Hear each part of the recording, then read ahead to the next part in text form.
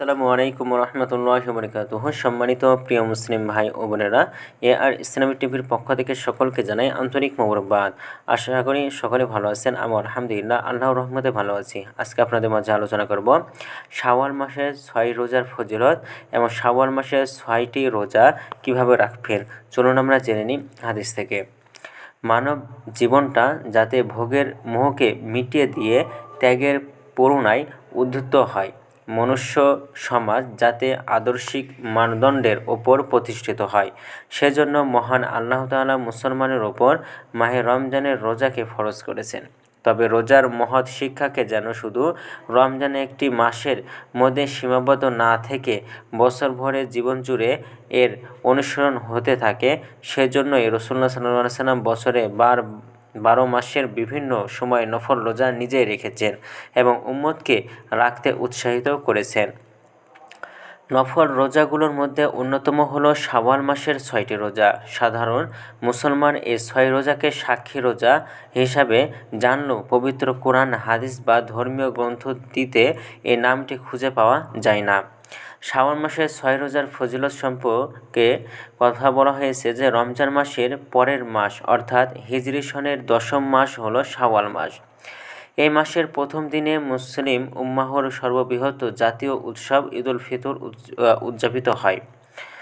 উৎসব আনন্দে মুসলমানগণ যাতে রমজানের মহৎ শিক্ষাটা ভুলে না যায় হয়তো সেজন্যই রাসূল করিম সাল্লাল্লাহু আলাইহি সাল্লাম এ মাসে 6টি নফল রোজা রাখতে উম্মতকে উৎসাহিত করেছেন।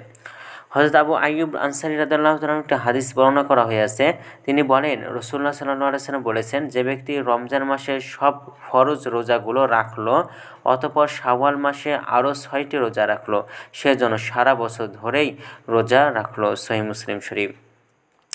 আলোচ্য হাদিস দ্বারা বিষয়টি বিশেষভাবে লক্ষণীয় যে তা হলো শুধু শাওয়াল মাসে 6টি রোজা রাখলেই এক বছরের নফল রোজার সওয়াব পাওয়া যাবে তেমনটি নয়। আবার শুধু মহিমান্বিত রমজানে পুরো এক মাস রোজা রাখলেও যে এক বছরের নফল রোজার সওয়াব দেওয়া হবে সে কোথাও বলা হয়নি, বরং পুরো রমজান মাস রোজা রাখার পরে শাওয়াল মাসে আরও 6টি রোজা রাখলে তবেই পূর্ণ এক বছর নফল রোজা রাখার সওয়াব লাভ করা যাবে। সেই কথাই হাদিসে রাসূলুল্লাহ সাল্লাল্লাহু আলাইহি ওয়াসাল্লাম বলেছেন। বস্তুত হাদিসে পবিত্র কোরআনেরই একটি আয়াতের বক্তব্য বিবৃত হয়েছে যে ইরশাদ হয়েছে, কেউ কোনো নেক আমল করবে তাকে তার 10 গুণ সওয়াব প্রদান করা হবে। সূরা আল আনআম 160। সুতরাং রমজান মাসের এক মাসের 10 গুণ হলো 10 মাস আর শাওয়াল মাসের 6 দিনের 10 গুণ হলো 60 দিন অর্থাৎ 2 মাস।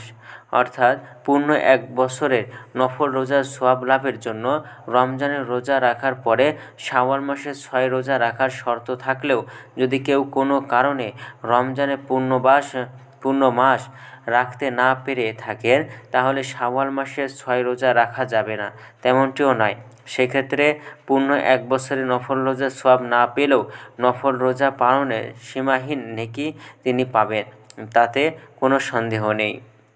এখন হলো আপনারা এই শাওয়াল মাসের 6টি রোজা কীভাবে রাখবেন।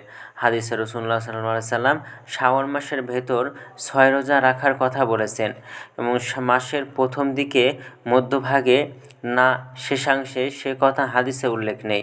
আবার 6টি রোজা একসঙ্গে লাগাতার রাখতে হবে না কি বিরতি দিয়ে রাখতে হবে সে কথাও কোনো উল্লেখ নেই। তাই বিজ্ঞ ফকিহ এবং আলিমগণের অভিমত হলো, যেহেতু শাওয়াল মাসের প্রথম দিন মুসলিম উম্মাহর জাতীয় উৎসব এবং এই দিনে রোজা রাখা হারাম, সেহেতু ঈদুল ফিতরের দিনটি বাদ দিয়ে মাসের যে কোনো 6 দিনে রোজা রাখলেই উল্লেখিত সওয়াব লাভ করা যাবে। এই আরবি শাওয়াল মাসের অর্থাৎ প্রথম দিকে, মাঝামাঝি দিনগুলোতে অথবা শেষ দিকে আবার একাধারে 6 দিন অথবা 1 দিন রোজা রেখে তারপর 1 দিন বা 2 দিন বিরতি দিয়ে আবার 1 দিন সে কোনোভাবে রোজা রাখা যাবে।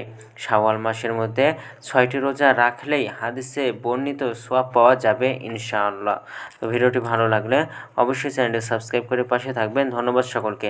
আসসালামু আলাইকুম ওয়া রাহমাতুল্লাহি ওয়া বারাকাতুহু।